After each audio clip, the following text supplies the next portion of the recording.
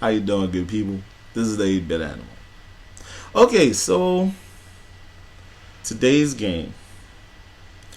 It's one of the two most important games that Shigeru Miyamoto will ever make. One was Donkey Kong. Well, three. One was Donkey Kong. One was Super Mario Brothers. And the other was today's game. Today's game was originally released on the Famicom Disk System, I want to say in 1986. It's probably one of the first true adventures on the NES.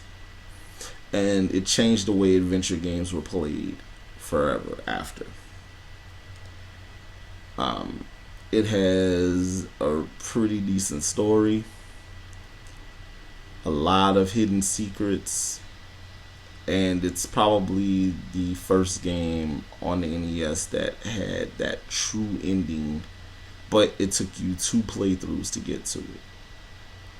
Today's game is The Legend of Zelda. Now, The Legend of Zelda, it's on the top of a lot of people's favorite games on the NES list for a good reason. This game, I don't like seemingly slow plotting video games. I never have. I like my games to kind of be fast paced. I like shoot 'em ups. I like side scrolling platformers, stuff like that. Games where you can it's kind of fast and kinetic. Pac-Man was one of the first NES titles where I felt like I truly had to think. I truly had to sit back and figure out what was going on in the game. And it was probably the first game I played with a battery backup on it.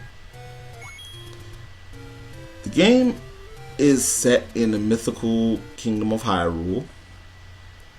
And there were 2 Triforces, the Triforce of Wisdom and the Triforce of Power.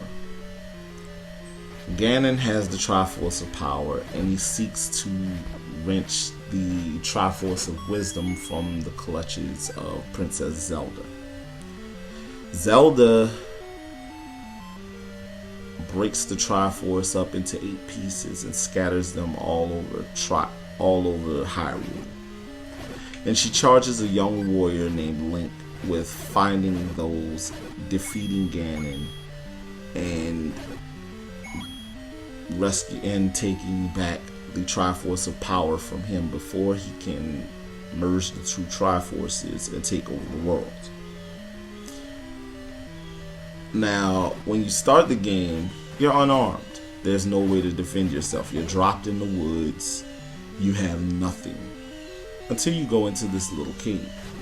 There's an old man, for some reason, just in this cave. He's posted up in this cave with a sword in his hand, and like 2 torches, and he's like, "It's dangerous out there, sonny. Take this with you. You might need it."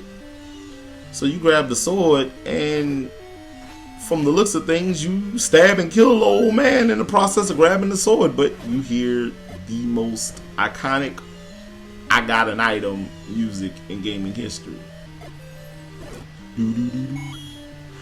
Okay, that's neither here nor there. The first time I grabbed that sword, I was freaking out because I thought I stabbed and killed the guy. But, whatever. The Legend of Zelda, it was a truly epic game when it was released. And to me, playing it on the NES years later, after all these years of gaming, it still feels like an epic game.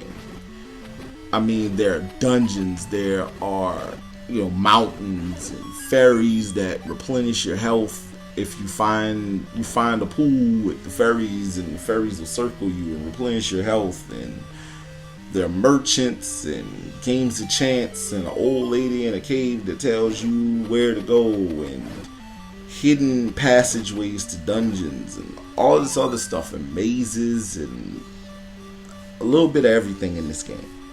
And This game also set the tone for a lot of truly iconic things in this series.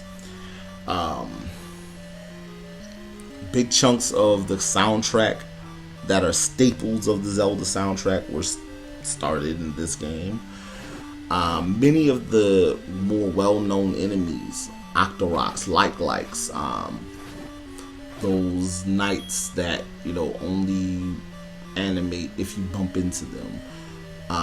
The jumping spiders. I can't remember either one of those characters' names. The bats, the slimes, the skeletons. My favorite video game boss of the NES console generation, the Dongo. The Dongo is awesome. But then the first place you see the Dongo is in The Legend of Zelda. Figuring out how to kill the Dongo was so much fun. And when I figured it out, I couldn't help but laugh, because if I was a video game boss, that's probably how I would have been taken out. But that's neither here nor there. The Legend of Zelda is an incredible game. I heartily recommend it to anyone who has ever played a video game. If you like adventure titles, you should check out The Legend of Zelda.